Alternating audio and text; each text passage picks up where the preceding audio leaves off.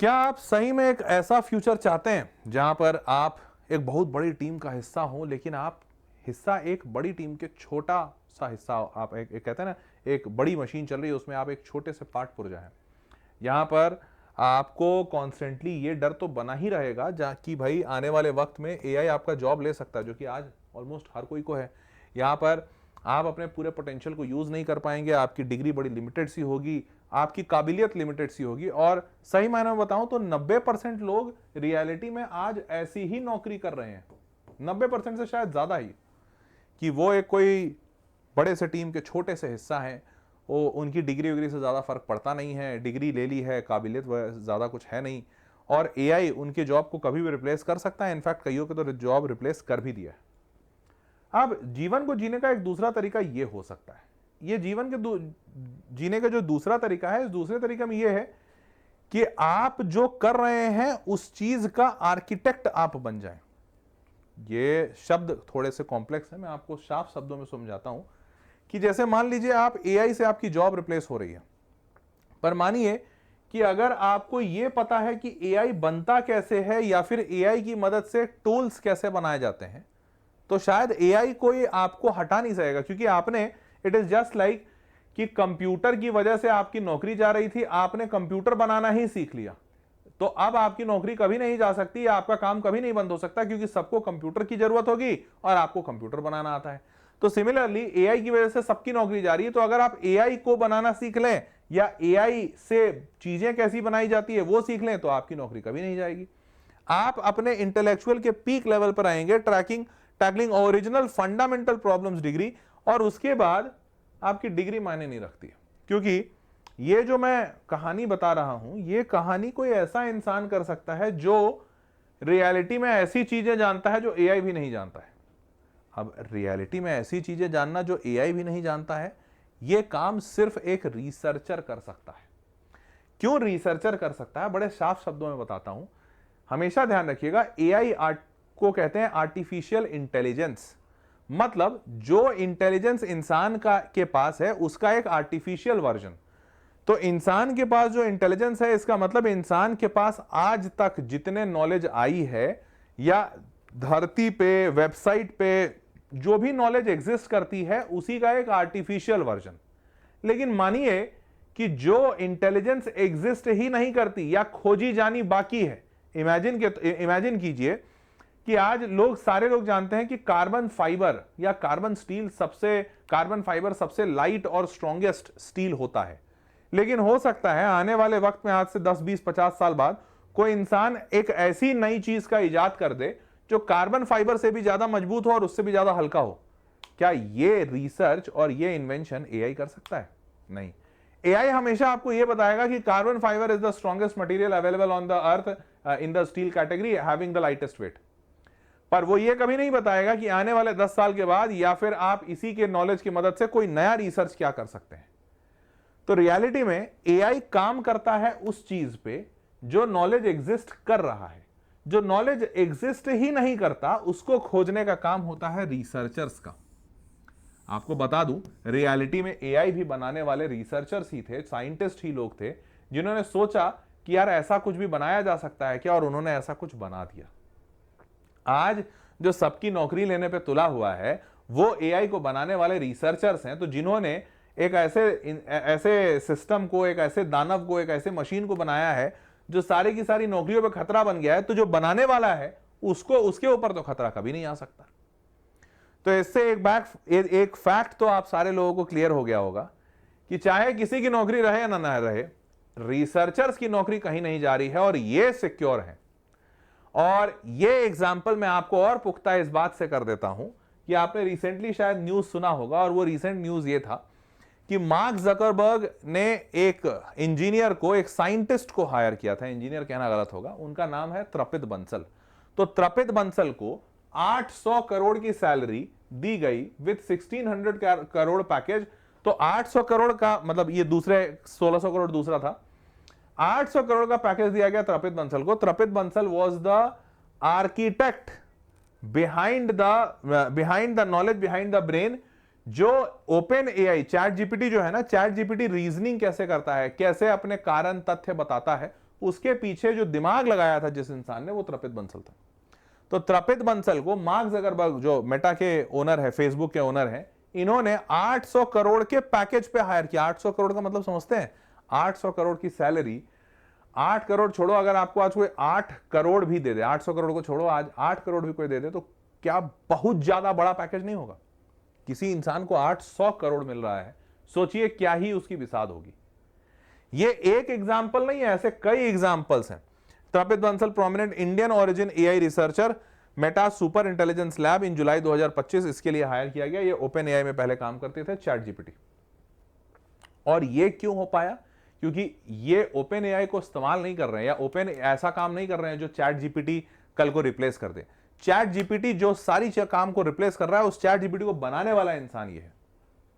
तो अगर आप रिसर्च में जाते हैं तो ये सारे आपको फायदे होते हैं। क्यों? रिसर्च एक फ्यूचर प्रूफ काम है, और हमेशा ऐसा नहीं आज फ्यूचर प्रूफ है, 10 साल बाद हो सकता है रिसर्च का काम भी कोई और करे, नहीं। आज क्या, आने वाले हजारों लाखों साल तक रिसर्च का काम हमेशा इंसान ही करेगा। क्यों? पहला, ये ओरिजिनल थिंकिंग रहता है, ये किसी से कॉपीड नहीं है, किसी से लिया हुआ नहीं है। जो इंसान सोच सकता है, भगवान ने जो दिमाग बनाया है, तुम जितना आर्टिफिशियल बना लो, पर जो ओरिजिनल, जो नेचर ने बनाया है, उसको कैसे रेप्लिकेट करो? नेचर से ज्यादा बड़े तो तुम कैसे हो सकते हो? कोई नहीं हो सकता। उसी तरीके से researcher solves real world problems, जो कि एआई उतना नहीं सोच सकता, क्योंकि उसके पास कॉन्टेक्स्ट नहीं होगा। कोई प्रॉब्लम अगर पहली बार आया तो एआई उसको जानता ही नहीं है कि पहले कभी ऐसा प्रॉब्लम हुआ, तो वो उसका सॉल्यूशन नहीं दे पाएगा। You work on problems no one has solved yet, you build a knowledge, research gives long term career flexibility, contribute to society and deeper level, global opportunities are stronger। ये सारी चीज तो है, बट सबसे मुख्य बात यही है कि ये ओरिजिनल चीजों को खोजना, नया बनाना, ये रिसर्चर का काम होता है, जो कि कभी कोई कॉपी कर ही नहीं सकता। एंड हेंस एआई जितना भी बूम कर रहा है, रिसर्च वाले फील्ड को में कभी एआई मदद कर सकता, मतलब रिसर्चर्स को मदद कर सकता है, पर रिप्लेस कभी नहीं कर सकता। समझ रहे हो? तो हेंस आप अपनी जर्नी कहां से शुरुआत कर सकते हैं? तो आप अपनी जर्नी शुरुआत कर सकते हैं कि अगर आप रिसर्च में जाना चाहते हैं तो आइजर नाम का एक कॉलेज है, जो Indian institute of science education and research है। ये भारत सरकार का कॉलेज है, इंडियन गवर्नमेंट इसको चलाती है, और इस कॉलेज में काफी सारा फंडिंग आता है गवर्नमेंट के साइड से। ये पूरी तरह से फोकस्ड है सिर्फ रिसर्च एंड डिस्कवरी पे, तो सिर्फ रिसर्च की बातें यहां होती हैं। अपॉर्चुनिटीज फॉर ग्लोबल कोलैबोरेशन, क्योंकि गवर्नमेंट कॉलेज है तो भाई इनके नाम, इनका कनेक्शन, वो सारी चीजें बहुत स्ट्रांग है। पाथवे टू टॉप यूनिवर्सिटीज, और यहां से अधिकांश बच्चे आगे चल के बड़े बड़े इंटरनेशनल यूनिवर्सिटीज और कॉलेजेस में भी जाते हैं, और वहां जाकर बढ़िया पढ़ाई करते हैं, क्योंकि आइजर उनको इतना स्ट्रांग बैकग्राउंड देता है, इतना स्ट्रांग बेस देता है कि आगे चल के एमआईटी, स्टैनफोर्ड, ऑक्सफोर्ड, कोई भी कॉलेज उनको रेडिली एक्सेप्ट कर लेते हैं। ठीक है? अब और सिर्फ यही बात नहीं है आइजर के बारे में, आइजर के बारे में कुछ खास बात और है। जैसे ही आप आइजर में इनरोल होते हैं, इनरोल होते ही आपको हर महीने 5,000 रुपए का स्टाइपेंड मिलना शुरू हो जाता है। हर महीने 5,000 रुपए की स्कॉलरशिप, सिर्फ इनरोलमेंट से। कोई एग्जाम पास नहीं करना है, कुछ नहीं करना है, सिर्फ आप कॉलेज में इनरोल हुए, आपको हर महीने 5,000 रुपए स्टाइपेंड मिलने लगेगा। साल में एक बार 20,000 रुपए मिलेगा, मतलब हर साल सरकार आपको 80,000 रुपए देती है पढ़ाई करने के लिए। फीस तो कम है ही है इन कॉलेजेस की, पर उल्टा सरकार आपको और पैसा देती है इस कॉलेज में पढ़ने के लिए। ठीक है? और बड़े सारे कैंपसेस हैं आइजर के, टोटल भारत में 7 कैंपसेस हैं आइजर के, तो मैं अभी आपको 7 के बारे में बताता हूं। तो चलिए चैनल सब्सक्राइब कर लीजिए अगर आपने अभी तक नहीं किया, क्योंकि इतना बेहतरीन वीडियो आपको और कहीं नहीं मिलेगा। ये जानकारी भरे वीडियोस आपके जीवन को बेहतर बनाएंगे और आपको आने वाले कल के लिए बेटर इन्फॉर्म्ड डिसीजन लेने में मदद करेंगे, क्योंकि अगर इंफॉर्मेशन है तो आप सही सटीक डिसीजन ले पाएंगे। इंफॉर्मेशन कम रहेगी तो उस कम इंफॉर्मेशन के हिसाब से डिसाइड करेंगे, तो इंफॉर्मेशन ज्यादा रहेगी तो अच्छा डिसीजन निकलेगा। और इसीलिए मेक श्योर करें कि चैनल सब्सक्राइब रहे, ताकि सारे ऐसे इंफॉर्मेशनल वीडियोस आपके पास समय पर पहुंचे। ठीक है? चलिए, तो ये जो आइजर है वो 2006 में सबसे पहली बार इसको शुरू किया गया था कलकत्ता से, सरकारी कॉलेज है। उसके बाद आने वाले वक्त में इनके अलग अलग सेंटर्स, मतलब अलग अलग कॉलेजेस खुले। पुणे में खुला, मोहाली, भोपाल, तिरुवनंतपुरम, तिरुपति और बहरामपुर। ठीक है? अब शुरू करते हैं।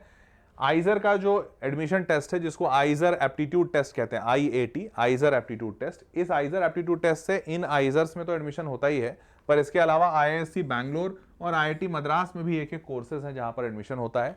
आईआईएससी बैंगलोर में बीएस रिसर्च प्रोग्राम में एडमिशन होता है, और आईआईटी मद्रास में BS in medical science and engineering program में एडमिशन होता है। तो ये दोनों प्रोग्राम्स में भी इसी आइजर एप्टीट्यूड टेस्ट से एडमिशन होता है। अब टोटल आइजर्स में करीबन 2350-2400 के आसपास सीटें हैं। करीबन 40,000 के आसपास बच्चा अपीयर होता है इस एग्जामिनेशन में, पिछले सालों का डेटा है, तो उसके हिसाब से 4 से 6% के आसपास का सिलेक्शन रेट बनता है इस कॉलेज में। ठीक है, अब बात करते हैं कि यहां पर जो भी आइजर्स हैं उन सब में जो बीएसएमएस, जो एक डिग्री जो सब जगह मिलती है जिसके लिए आइजर्स जाने जाते हैं, जो रिसर्च की डिग्री है, तो बीएसएमएस बेसिकली यहाँ पे बैचलर और मास्टर दोनों एक ही साथ मिलता है। सिर्फ बैचलर प्रोग्राम्स कम चीजों में मिलते हैं, ओनली अंडर ग्रेजुएट। तो बैचलर मास्टर 5 साल का प्रोग्राम है, वो मिलता है बीएसएमएस इन बायोलॉजी या फिर केमिस्ट्री या फिजिक्स या मैथ्स या अर्थ एंड क्लाइमेट साइंसेज या डेटा साइंस। तो डेटा साइंस भी कुछ कुछ जगहों पर रखा गया है, जैसे पुणे में डेटा साइंस है, पर ये जो ऊपर वाले आपको दिख रहे हैं biology, physics, chemistry, maths, physics, chemistry, maths, bio, ये सब जगह आपको मिलेगा। Physics, chemistry, maths, bio, physics, chemistry, maths, bio, physics, chemistry, maths, bio, ये ब्रांचेस जो एक्चुअली में रिसर्च के ब्रांचेस हैं, फिजिक्स, केमिस्ट्री, मैथ्स, बायो, ये आपको हर जगह दिखेंगे। इसके अलावा कुछ कुछ चीजें हर कॉलेज कैंपस के हिसाब से यूनिक भी दिखेंगी। ठीक है, तो ये आपको 5 साल की डिग्री है बीएसएमएस की, और कुछ कॉलेजेस में अंडर ग्रेजुएट ओनली 4 ईयर या 5 ईयर के बीएसएमएस कुछ अलग प्रोग्राम भी हैं, जैसे यहाँ पर कंप्यूटेशनल एंड डेटा साइंस है, ये अवेलेबल है आपको कोलकाता में।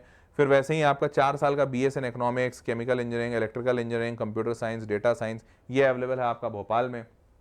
और 4 साल का BS in economic and statistical science, ये अवेलेबल है आपका तिरुवनंतपुरम में, तिरुपति में सॉरी। ठीक है, तो ये कुछ अलग अलग कोर्सेज भी हैं, बट मोटा मोटी आप ये समझिए रिसर्च के कोर्सेज यहाँ पर होते हैं। अब how do you get admission to IISERs, कैसे आपको एडमिशन मिलेगा? तो इसके लिए आपको आइजर एप्टीट्यूड टेस्ट लिखना होगा, IAT, जो इस वीडियो का टाइटल भी है और आप इसीलिए इस वीडियो को देखने आए हैं। तो आइजर एप्टीट्यूड टेस्ट क्या होता है?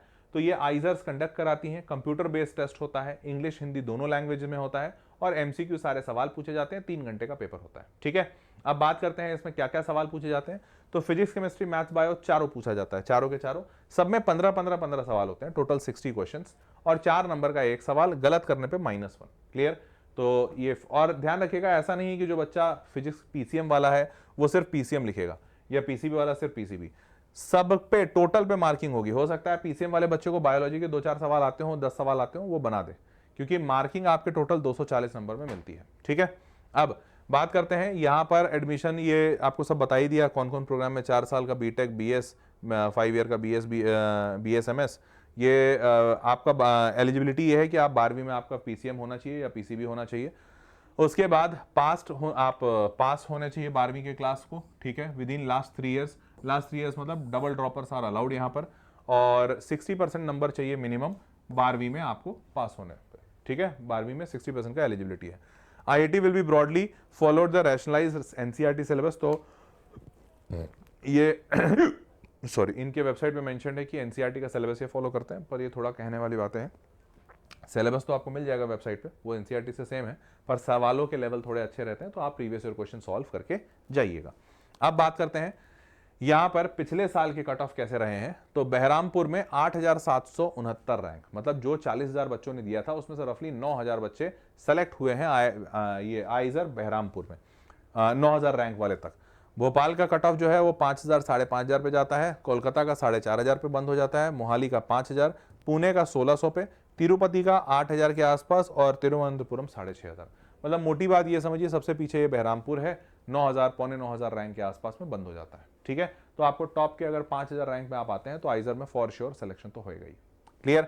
अब बात करते हैं इनके फीस की। तो 5 साल की जो फीस है, तो इसमें 1 साल का जो फीस है वो यहाँ पे दिखाया हुआ है, भोपाल, बहरामपुर, मोटा मोटी सब जगह 80,000, यहाँ 97 और यहाँ पे 88,000।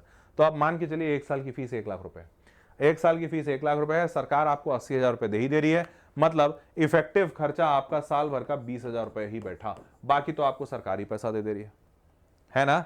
तो आपको उसमें कोई टेंशन नहीं। SC, ST और PWD बच्चों को कोई पैसा लगता ही नहीं, उनके लिए एब्सोल्युटली फ्री ऑफ कॉस्ट है, ये सिर्फ जनरल EWS और OBC बच्चे के लिए।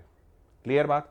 नाउ मूविंग फॉरवर्ड, टेंटेटिव इनके जो एप्लीकेशन शुरू होते हैं वो मार्च या अप्रैल में निकलते हैं, एग्जामिनेशन इनका लास्ट वीक ऑफ मई में होता है, एडवांस के बाद, JEE एडवांस के बाद, result last week of June में आता है, और काउंसलिंग जुलाई में शुरू होती है, और अगस्त या सितंबर से क्लासेस शुरू हो जाती है। क्लियर? अब आपको बात करें एप्लीकेशन फीस की, तो एप्लीकेशन फीस 2,000 रुपए है जनरल बच्चों के लिए, बाकी SC, ST, PWD के लिए 1,000 रुपए, 12,000 रुपए है फॉरेन बच्चों के लिए। ये एप्लीकेशन फीस नॉन रिफंडेबल है, इनके सिलेक्शन नहीं होता तो कोई पैसा वापस नहीं आएगा। ठीक है, तो एप्लीकेशन फीस समझ में आ गया। चलिए, तो ये पूरी डिटेल थी IIT के बारे में, और मैं इसी तरीके से आपको बाकी एग्जामिनेशन की भी पूरी डिटेल आपको यहां पर देता रहूंगा। चैनल ज़रूर सब्सक्राइब रखिएगा ताकि ऐसे बेहतरीन इन्फॉर्मेशन, एग्जामिनेशन, कॉलेजेस के बारे में पता चलता रहे। और अगर किसी चीज़ की ज़रूरत आपको भी हो तो बेझिझक होकर नीचे कमेंट बॉक्स में लिखिएगा, I will be happy to help. That was all for this session. मिलते हैं अगले वीडियो में, तब तक के लिए take care, bye bye, good night. और हाँ, चैनल सब्सक्राइब रखिएगा।